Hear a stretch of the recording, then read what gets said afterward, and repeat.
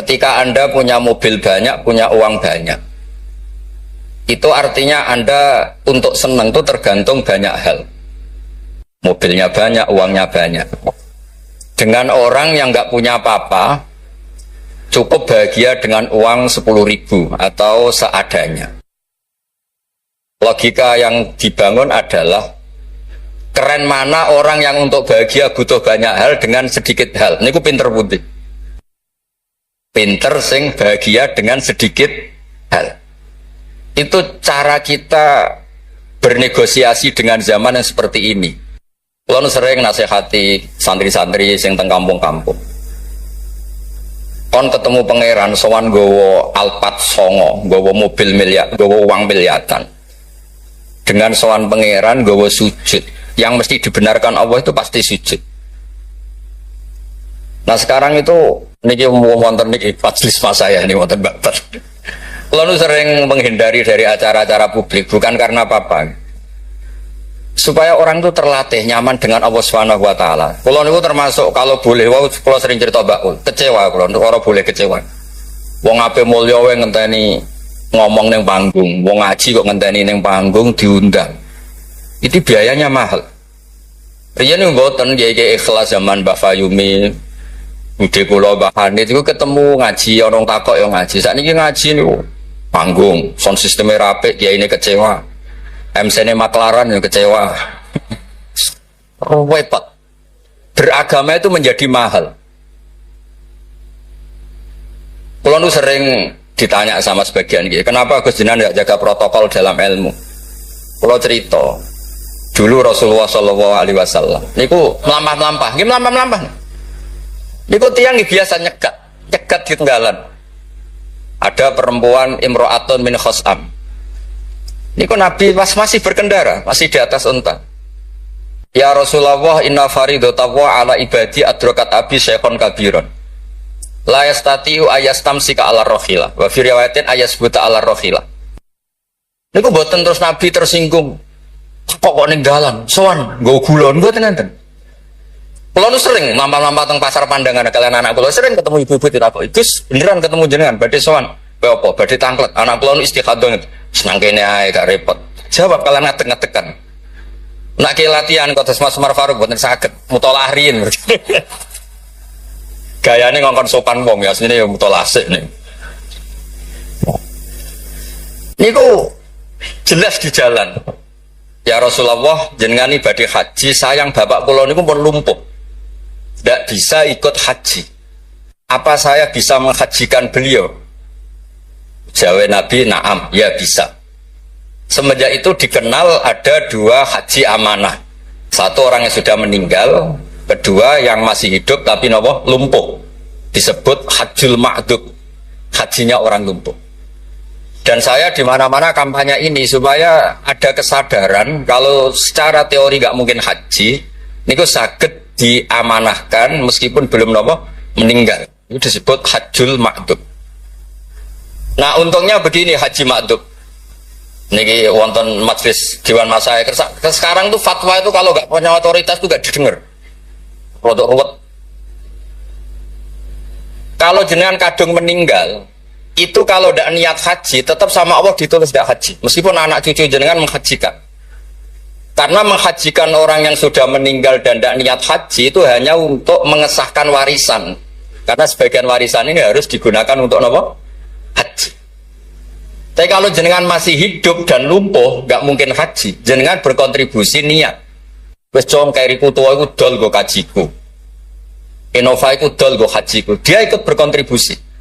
Lalu kalau sering kampanye monggo kalau masih hidup tidak mungkin haji, ikut memutuskan sekarang juga haji. Namanya hajjul napa? Ma'dud.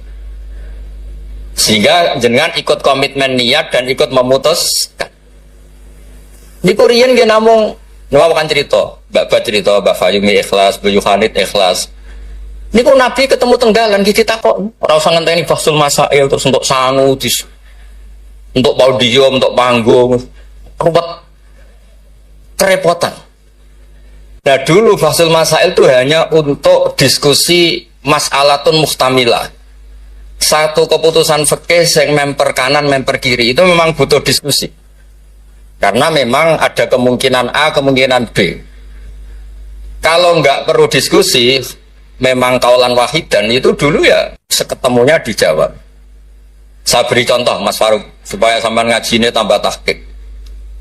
Misalnya begini, saya ini kalau sama Gus Mail, Mas Mail, yang harus hormat siapa? Kalau menurut struktur keluarga kulo ini pernah nom. Tapi nak nggak struktur umur, ambek mau jadi pengurus besar mau jadi, ya ambek sing hormat kulo. Lalu yang dipakai yang mana? Struktur umur, apa struktur keluarga, apa struktur alim? Karena kita pasti punya status di bab alim, alim ini, di bab umur bagus ini. Terus sampean ketemu wong melarat. Wong melarat itu fadilahnya luar biasa. Wong sugih fadilah dermawannya biasa. Kalau dua orang ini ketemu yang harus hormat siapa? Sing melarat hormat wong sugih hormat wong melarat. Boten saged nak jare bapak kula ngeten. Ana wong melarat tuh matur teng bapak. Enak udah di wong sugih. Poso ora usah kerja, setengok-tengok ning omah ngenteni maghrib. Nah wong melarat tuh wis poso, macul, buruh. Repote koyo napa? Terus wonten wong sugih, sing jawab yang sugih. Enak wong melarat biasa ramangan. Wong sugih esuk pecel, awan rawon, sore sithik nyate. Jadi yang ditinggalkan banyak. Nah sampean kan biasa ramangan. Lha iku jenenge muhtamil. Setelah didiskusikan ternyata sama-sama repot. Nah itu yang perlu musyawarah Mas Wan. Ada masalah yang muhtamilah. Karena memang kita tidak bisa menjawab dengan kaulan wahidan atau dengan al-mansus. Nah, dulu ini cerita dulu. Ada ibadah-ibadah yang mujma' alaih sah. Misalnya kita kalau sujud kan dilatih umirtu an asjuda ala sab'ati azumin. Al-jabha wal yaden wal rukbaten wal kodamen. Al-jabha 1, yaden 2, rukbaten 2, kodamen 2, berarti 7. Kalau Anda sujud melibatkan anggota 7 itu disepakati apa? Sah. Tapi ulama dulu zaman Imam Syafi'i, beliau zaman ngarang al-um itu sudah ngeper. Wa yahtamilu ayyasifas sujud bil jabhati faqat. Li anna nabiyya da'a fi sujudi sajata laka wajhi. Walam yaskur al yaden warubbaten wal kodamen. Bisa saja sujud itu cukup diljabah sudah cukup karena Nabi ketika berdoa hanya ngendikan sajadalaka wajhi. Nabi tidak menyebut dua tangan, dua rubbaten, dua kodamen. Nah ini namanya mustamil. Nah kiai-kiai kita, guru-guru kita, kados Kiai Fayumi, kados Mbah Hanid, niku nggak mau resiko. Kamu nyari yang mesti sah. Ini pun libatkan 7 nopo? 7 anggota. Tapi untuk orang lain yang mungkin teng desa-desa terbelakang, kamu pakai kaul yang mungkin sah. Dan itu menjadi adat guru-guru kita. Kanggo awake dhewe disiplin, kanggo wong liya napa? Longgar. Karena kalau tidak begitu, kalau ilmu Anda tidak cukup pakai standar ideal, nanti wong desa-desa sing sujute angkrang-angkrang, Bang. Terus dianggap boten apa? Sah. Nah dianggap rasa terus modelnya ra salat. Nah itu cerita keilmuan sing nggak boleh enggak. Terus niki ampun jenengan iri terus Mbah Uli Mbah kula, buyut kula niku gak ada adik Mbah Mukid niki abahe niki. Mbah itu midoane ibu kula. Terus kula nak undang niki Mbah, undang niki Mas. Terus kula nu kalah tuwa. Terus dizalimi. Ya anggere bangsa kalah tuwa niku dizalimi. Soalnya dipek menangi dhewe. Nak ngundang niku mboten nggih jenenge Mbah. Awas ora teko. Faruk mboten ngefek alumni kados Mas Adam, Mas Wahid dari alumni sen mboten ngangkat. Mboten terdaftar teng Loh Mahfud. Tapi nambah niki masyaallah. Mboten nate ngekeki undangan pokoke awas wingi ketemu kula teng Lasem. Wis mbok catet tanggale. Ya memang isane mbah ini mau ngamuk. Ceritane kunane kuno ngoten. Tetes berfikih, berislam berfikih itu harus luas. Karena kalau tidak luas itu kita jadi yang repot. Misalnya ngeten, saya beri sekian contoh yang fikhun muhtamilun. Ada beberapa teori ya. Kan ada usul fikih, ada kaidah fikih, juga ada fikih mateng. Misalnya jihad. Jihad itu diterangkan di kitab I'anatul Talibin itu wajibnya karena apa? Fardul wasail lal maqasid. Untuk supaya kita tidak dihinakan musuh itu memang kita harus kuat. Dulu gak kebayang zaman Belanda datang ke kita kalau kita tidak jihad dengan makna angkat senjata. Tapi setelah era modern ada diskusi, ada dialog. Jihad seperti itu sudah enggak, tapi adu argumentasi. Sehingga kitab I'anah mengatakan fardul wasail itu tidak bisa menjadi hukum permanen kalau sudah hasolal maksud. Kalau Anda ingin mengangkat Islam, dulu itu ya karena musuhnya pakai senjata, kita pakai senjata. Kalau sekarang kan era modern, ada diskusi, ada argumen. Masuknya di ayat qul falillahil hujjatul baligh. Allah itu selalu agamanya dibela logika yang mapan. Saya punya sekian contoh cerita tentang logika. Dulu awal-awal Rasulullah dakwah itu mengajak ila ilahin wahid. Kata orang-orang kafir, aja'alal alihata ilaha wahida inna hadza lasyai'un ujab. Muhammad itu aneh, problem kita banyak, masalah kita banyak kok Tuhannya satu. Apa cukup untuk menyelesaikan problem kita? Jadi dulu orang Arab tuh mirip orang Cina. Ini Tuhan bagian hujan, bagian petir, bagian BPKB, bagian gadean itu Tuhannya beda-beda. Sertifikat kok udah pinter. Tuhan bagian nangani widadari katanya Mas Mail. Terus ya sudah, logika itu matang sekali sehingga mereka diajak ke Tuhan satu itu mereka bilang innaha adalah syai'un ujab. Itu teori yang aneh, Tuhan satu. Wong problem kita banyak kok Tuhannya hanya satu. Solusinya hanya satu. Lalu Nabi membalas dengan hujjah. Kata Nabi, andaikan kamu jadi buruh, jadi pekerja, kemudian majikan kamu banyak, perintahnya beda-beda, dan yang kalau nggak dituruti marah.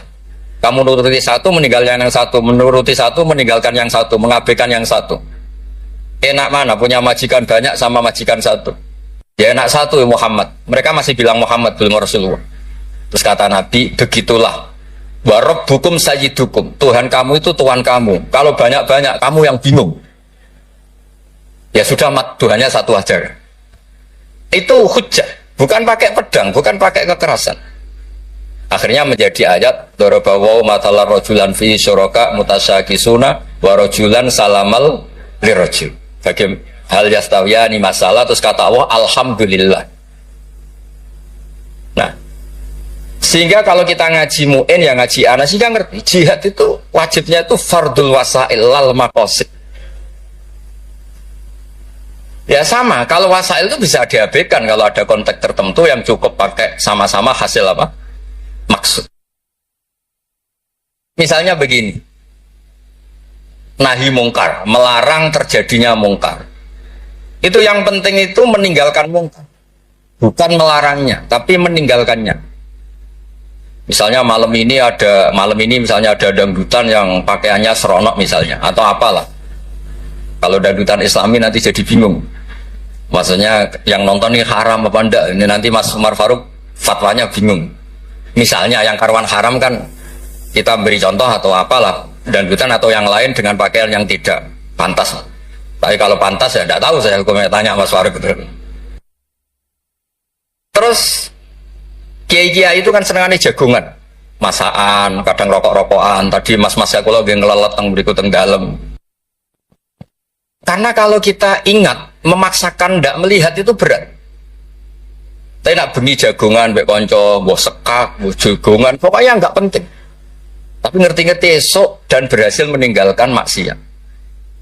Sehingga kenapa kiai-kiai itu suka jagongan, suka guyon semalaman. Saya sering ditanya orang-orang Islam kota, kenapa sih Gus kiai-kiai NU itu senang jagongan, masakan semalaman? Karena untuk melawan tidak ingin maksiat itu berat kalau kamu ingat-ingat ya. Ketoknya kok lebih menarik dibanding yang di rumah misalnya, macam-macam lah, mau jenis selerane wong lanang. Tapi nak terus ditinggal masak terong, terus ngopi-ngopi, ngelelet, pokoknya apa lah. Ngerti-ngerti esok, maksiatnya wis bar. Itu lebih gampang. Itu namanya al-inkifaf anil ma'asi. Makanya Izzuddin bin Abdissalam punya teori, innal ladzina yarmunal muhsanatil ghafilat. Kenapa orang baik disebut ghafilat? Orang-orang yang lupa. Karena untuk melawan ingin maksiat itu harus bil asbab asyaghilah, dengan faktor-faktor yang menyibukkan. Makanya nak jenengan dadi wong melarat tuh sing seneng. Dadi wong sugih sing seneng. Baru kayak wong melarat tuh sibuk golek ekonomi, wis ora kober. WA orang yang tidak mahramnya, yang tidak halal itu ora kober. Gara-gara mapan itu daftarnya banyak. Daftar sing kepengen dibidik. Artinya anggap saja dalam kefikiran itu ada asbab, ada sebab sing dadekno sibuk tidak maksiat. Ketika Anda kaya, anggap saja ada sebab yang menjadikan Anda bisa dermawan. Nah, ilmu seperti ini di pondok mulai gak dipelajari. Jadi kalau suwon, wah bolak-balik matur. Kenapa baik sama banyak orang? Kalau nu sering nonton tonggo-tonggo mati, kalau sering cerita, kalau sering lepas jenazah tonggo-tonggo mati. Dia niki jenazah saya sangat. Bojone nganti protes. Apa lek Gus bojoku suwengi-suwengi ku ndelok TV. Suwengi-suwengi bar ndelok TV ya turu ngorok. Kok jenengan puji-puji apik. Terus saya bilang, saya ini peneliti usul fikih kata saya. Kalau ada orang tidur itu gelarnya bukan ninggal tahajud dan ninggal witir, tapi tarokal ma'asiyah.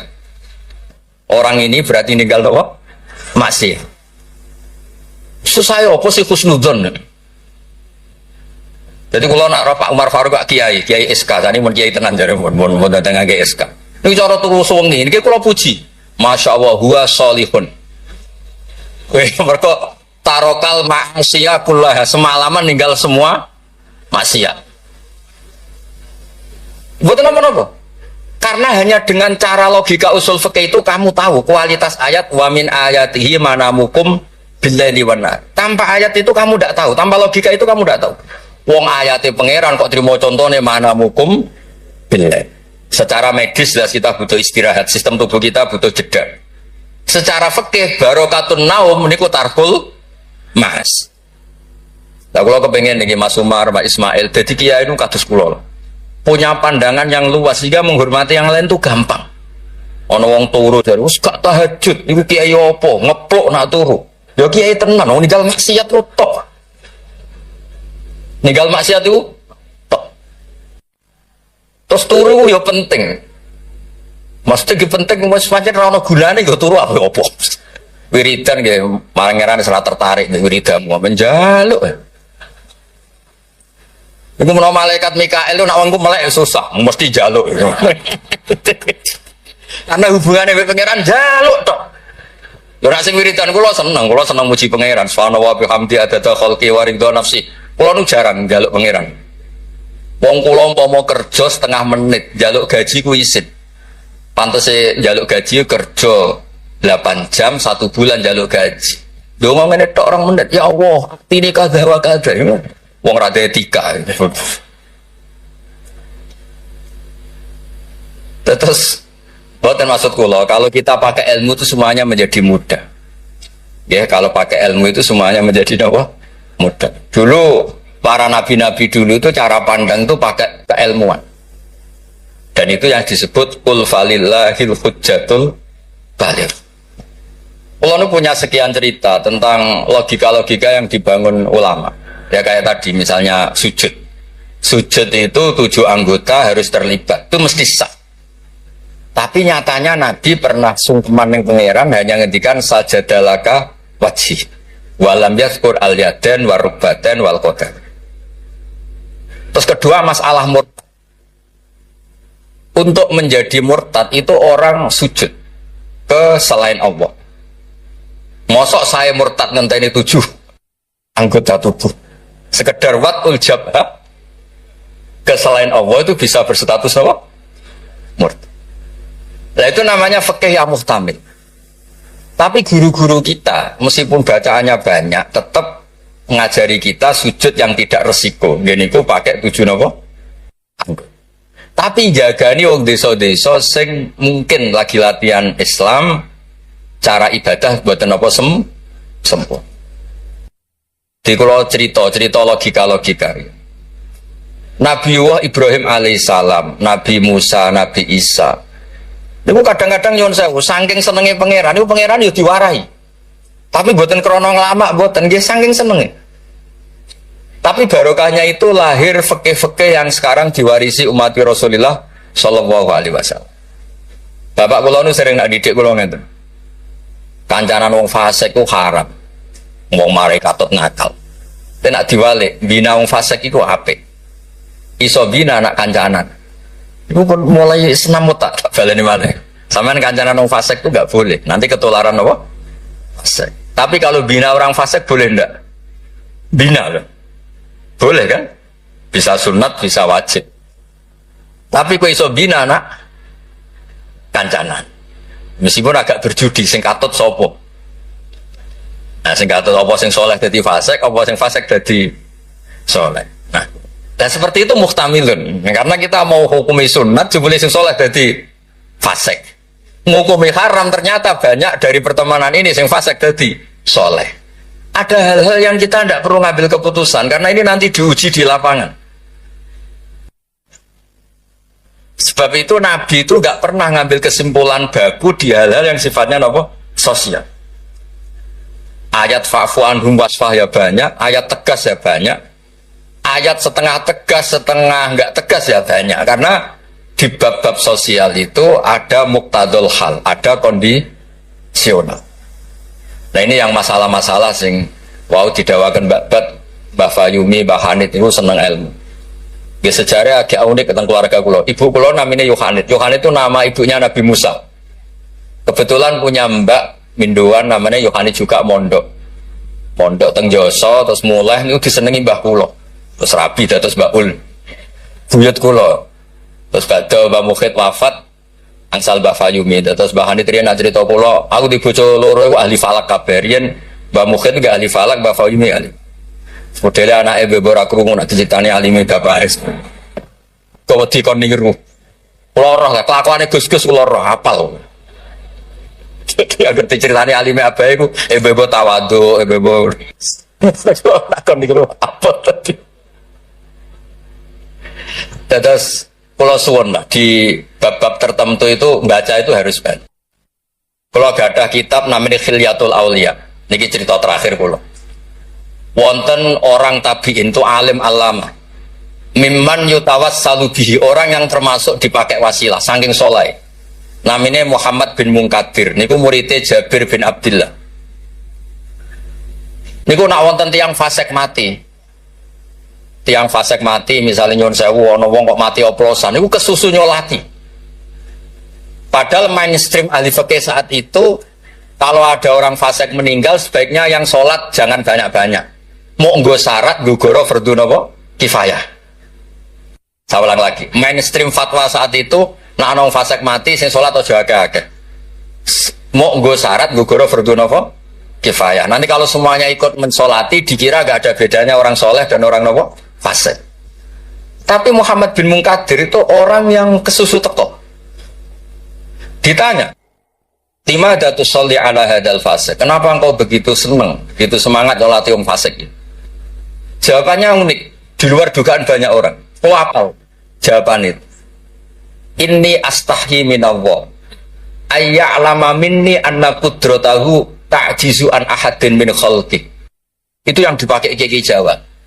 Aku iku isin mbek pangeran. Nah delok wong fasik kemudian Allah melihat hati saya seakan-akan Allah itu pasti tidak maafkan dia. Jadi intinya beliau datang itu sebagai kepastian tauhid beliau sendiri bahwa maghfiratuhu wasiat kulla syai' wa rahmatuhu ammat kulla syai'. Lagi NU Kiai Jawa gitu, ketemu wong fasik ya tidak mau nih saja sekarang fasik nanti soleh. Yang sekarang soleh ya naudzubillah min dzalik saja suatu saat tidak soleh. Wong barang sosial orang mesti kabeh. Kayak apa dulu Umar ingin bunuh Nabi tapi malah dapat nopo hidayat. Kayak apa Khalid bin Walid, panglima yang menjadikan orang Islam kalah di perang Uhud, akhirnya juga jadi orang nopo soleh. Jadi intinya itu Kiai Jawa itu tahu itu, sehingga beliau ini kancanan nyun sewu wong fasik ya tenang. Tapi dalam konteks bina, saya lagi dalam konteks bina bukan melegalkan. Saya lagi dalam konteks bina bukan melegalkan. Karena Allah bisa saja mandu dia menjadi orang soleh. Bukan seperti orang lain, setiap orang fasik dikafirkan, difasikkan, seakan-akan tidak ada harapan tobat. Nah, ini yang menjadikan tambah susah kan. Makanya dalam sebuah riwayat dikatakan, siapa? Ala unabbiukum bil faqih kulal faqih. Kamu tahu orang yang paling ahli fikih, paling pinter. Jawabannya kila, jawabannya Nabi, wakila Ali. Itu dalam ilmu hadis ada mengatakan itu dawe Nabi, wakila dawe Ali. Apapun itu dawe orang top lah. Malam yuknitin nas min rahmatillah, walam yu'ayyizum min rahmatillah. Jadi malam yuknitin nas min rahmatillah. Orang pintar itu siapa? Yang tidak bikin orang lain putus asa. Walam yu'aminhum min makrillah, dan yang sedang soleh pun tidak merasa sok-sokan memiliki Allah Subhanahu wa ta'ala. Terus orang lain divonis apa? Itu juga yang menjadikan kiai-kiai kita ketemu orang soleh hormat, ketemu orang fasik ya respect, karena berharap suatu saat tobat. Itu yang ditiru Rasulullah SAW ketika orang Taif, ya Bani Abdul Yalil, pokoknya orang Taif kayak begitu bencinya sama Nabi sampai melempari batu ini itu, terus Malakul Jibal ingin menghabisi mereka. Kata Nabi apa? Jangan. Inilah arju ayyukhrijawah min aslabihim ma ya'budu wa la yusyriku bihi syai'an. Bisa saja bapaknya begini, tapi suatu saat anak-anaknya jadi orang yang luar biasa. Dan itu yang sekarang kelihatan. Sering ada wisuda tahfidz itu yang nangis itu bapaknya. Gus, kalau mau cek Quran ora iso, kok anak kula hafal Quran, napa kula niku ngipi. Kuwatah kanca sing saged maca kitab bapake mboten roh Arab. Dari itu harapannya Nabi ya seperti itu. Nak bapak era kena gini apa? Anak. Ampun kados kula riyen di kanca mondok nuwakale ra karuan. Riyen kan bandane telepon, bapake disurati nak anake nakal. Bocah tenang ae. Bapak disurati pengurus kayak kok tenang. Bapak kula buta huruf wis tenang mau. Bapak kula buta huruf. Nggih wonten sing mondok morong taun wis ngrasa pinter. Kampung kula terbelakang, gak iso tahlil sudah kepowin repol. Lah lha apa kula ngalem-ngalem iso maca Wahab, macano sapa? Ya tiyang kathah. Tapi apapun itu kula suwun, terus wow kampanyane mbak mono tawassut tawazun bah kampanye PBNU wae. Nah kula sesuai kampanye sebagai hasil yang saged ngaji guys, yang yen bapak kula niku terkenal pinter ngaji. Nah nek kula dinyali cerita bapak kula terkenal ngaji itu kok Gus Ismail Gus Umar iku dene dinyali. Wong itu kudu siap cerita baik. Mergo ora ana wong apik kecuali memaklumatkan diri wattaba'tu millata abai Ibrahim wa Ismail wa Ishaq. Jadi wattaba'tu millata abai Ibrahim terus wa Ishaq wa Yaqub. Aku yo anut bapak-bapakku. Bapak-bapakku luar biasa. Ibrahim, Ishaq, Yaqub. Kita tahu Nabi Yusuf bin Yaqub bin Ishaq bin Ibrahim. Tapi aja bangga kehormatan bapak itu kudu wat tabak tu anut. Bapak alim ya melo alim. Mak bapak ahli falak iso falak. Nak bapak untuk salam tempel rapopo ditiru ya rapopo. Masa untuk repot tok rantuk seneng gak apa-apa lah. Islam tu fid dunya hasanah fil akhirati napa? Hasanah. Ojo kok fid dunya hasanah gelem. Bareng bapak yang alim, bapak ngalim iku wong dhisik, wong saiki ora oleh ngoten niku mboten ngangsa. Kula sinau tafsir Bedawi niku kitab gadane Mbah Mukhid disilai lek kewalek Lukman. Riyen niku saking radene dhuwit. Kitab tafsir Bedawi niku kula roh tulisane Basal nggih Basal misanane Mbah kula nggih misanane niki misanane Basal nggih kondang. Terus Mbah Badiah niku Mbak Yune abahe niki. Adik buyut kula. Kula ajane buyut kula paling barep, ajane nak menang buyut menang kula kabeh. Buyut kula niku barep. Jadi gara-gara buyut kula barep, kula generasi ke-6 niki generasi ke-3 terus dibawa kalah-kalah ngeten iki. Tapi alhamdulillah barokah barep menawa dongane ngalim luwih dhisik. Jadi sampai pangeran diasih riyen terus. Terus riyen niku wattaba'tu millata abai. Kula sering didhawuhi Mbah Mun ketika kula mulai ketok ngalim iku barokah mbahmu lasem, mbahmu kajen. Mergo Allah ora dadekno generasi tok kecuali Allah nyebut Mbah Baisik. Bariku lagi amma al-hidayah. Gini kok Allah nyebut ulaikal ladzina an'ama Allahu 'alaihim minan nabiyyin. Orang-orang baik sih disebut Mbah Baisik min dzurriyyati Adam wa mimman hamalna ma'anu. Terus wa min dzurriyyati Ibrahim wa lembe wa mimman hadaina wastaqaina. Jadi Allah gak ada adat nak wong soleh mesti didelok Mbah Baisik. Ngergani ono tanah ijek melarat tetap mulang, dikene babat masih melarat telah susah lah zaman Mbak Fayub melarat dia tetap mulang. Nak wong boten kiai kan kesel istirahat, kesel istirahat. Kiai boten keselah napa? Mula. Lha iku sing diregani bapak kalian Allah. Lan Allah nak nyebut wong soleh mesti disebut ku babai. Min dzurriyyati Adam wa mimman hamalna ma'an. Terus sampai wa min dzurriyyati Ibrahim wa Israil, terus lagi wa mimman hadaina wastabai. Terus kemudian hidayah itu siapa saja. Tapi selagi jadi mbah-mbah alim niku disebut riyen kalian Allah. Mergo Allah kepengin ngregani jasane bapak. Sampai Rasulullah sing sayyidul khalqi sing karuan mesti wong apik. Ketuane bahkan tetap disebut millata abikum Ibrahim. Terus niki nggih cerita teng Gus-gus teng ning kersane aja niru mulyane tok ya niru ngalime.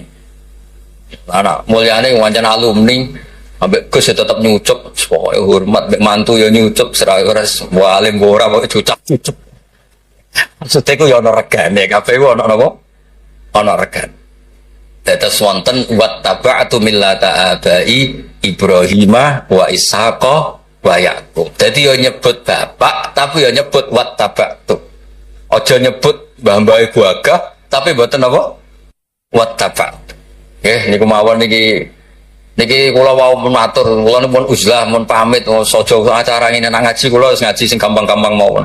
Ngaji kok repot nganggo podium, nganggo maklar, nganggo wae nak jenengan eskal hukum tangker kula ketemu teng dalan kula jawab. Kados wau imra'atun min fas'am. Nabi nu gampang ketemu teng dalan ditakoki gitu dijawab. Nak sampean takok Kiai Faruk mesti teng dalan mboten sopan takok teng dalan. Jebule wau. Mutolak. Lha kula nu sering didolahno alumni-alumni sarang sing teng Papua teng pundi-pundi. Gus jenengan aja mati, Gus kula ora sida dadi kiai. Yang ngerti takoki lu tangklet. Gus niku hukume piye? Mbok sore aku sibuk. Saiki Gus wong sing takok ngenteni. Bareng pun kula jawab ya dijawab dekne kok pinter-pinter dhewe. Ya ora muni jare kula. So. Tapi wau jare ketikane babat kiai syarat ikhlas ngoten niku kula ya ora piye-piye. Ya mau gremeng sithik-sithik. Syarat ikhlas. Dadi kula niku urip kuwi didongakno kiai-kiai sing ora jelas niku sing digo takok-takokan. Nggih lumayan lah ono gunane no. Ya, wassalamualaikum warahmatullahi wabarakatuh.